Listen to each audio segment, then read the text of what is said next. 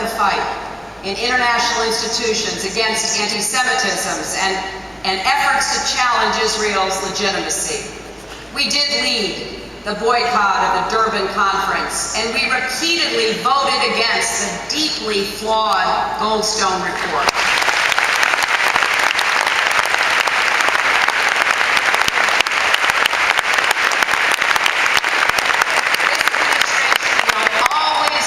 Up for Israel's right to defend itself.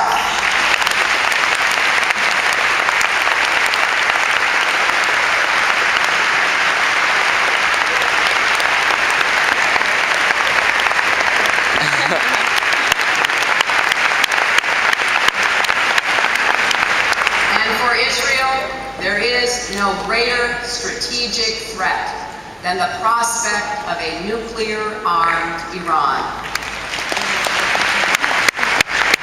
Elements in Iran's government have become a menace, both to their own people and in the region.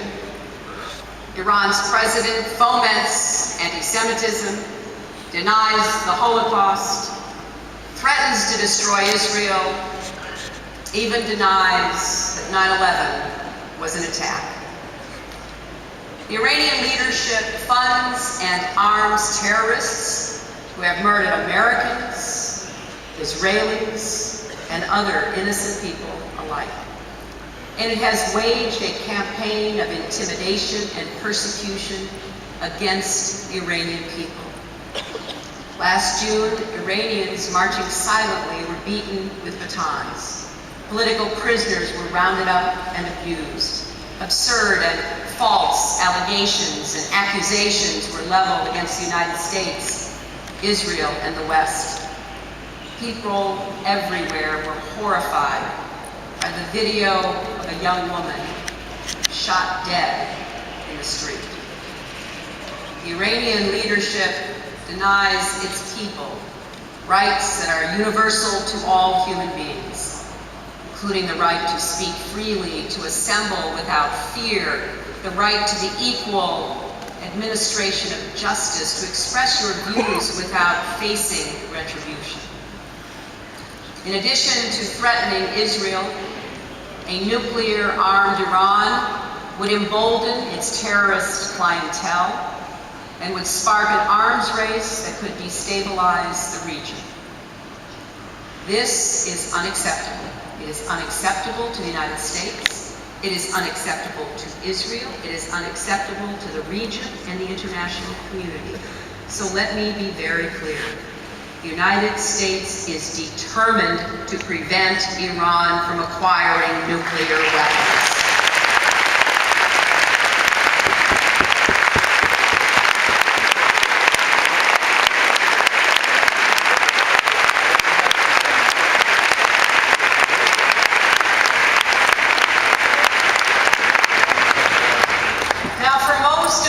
Decade, the United States, as you know, declined to engage with Iran. And Iran grew more, not less, dangerous. It built thousands of centrifuges and spurned the international community. But it faced few consequences.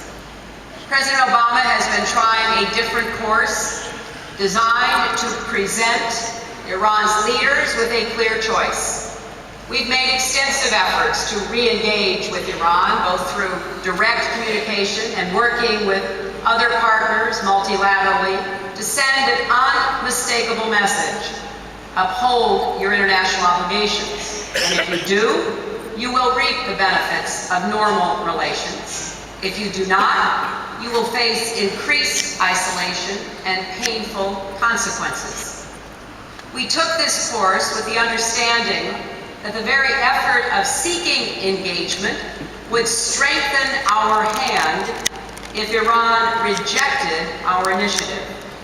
And over the last year, Iran's leaders have been stripped of their usual excuses.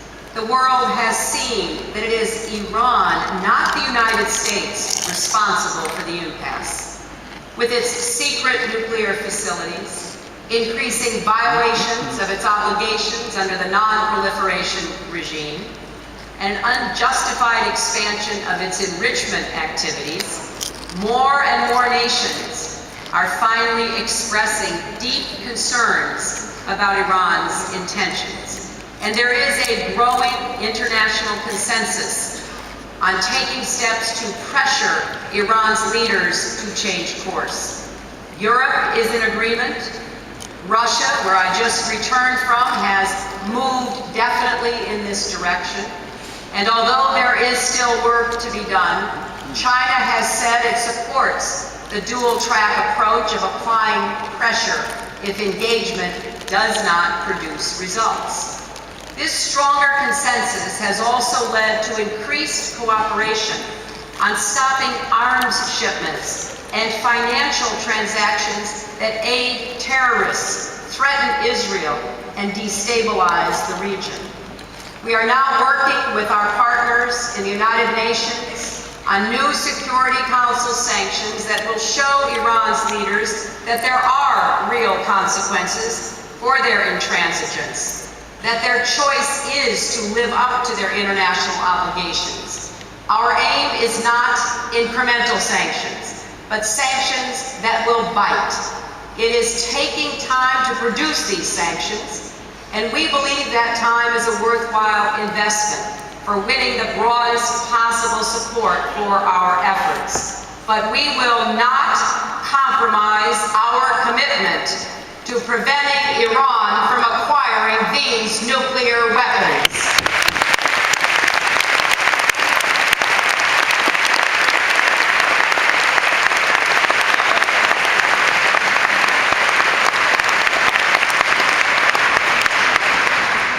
But Iran is not the only threat on the horizon.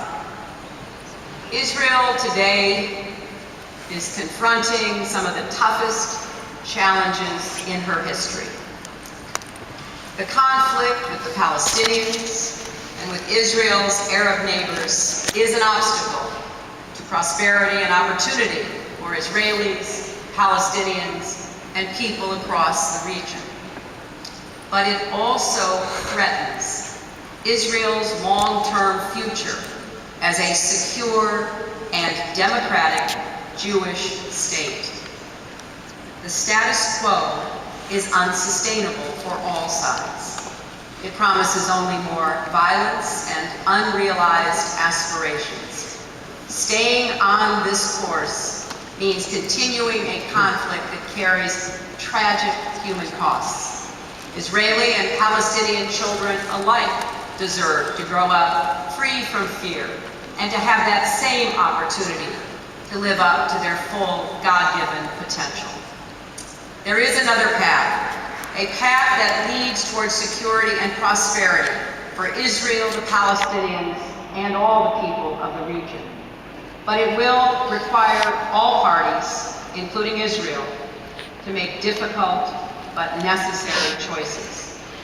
Both sides must confront the reality that the status quo of the last decade has not produced long-term security or served their interests, nor has it served the interests of the United States. It is true that heightened security measures have reduced the number of suicide bombings and given some protection and safety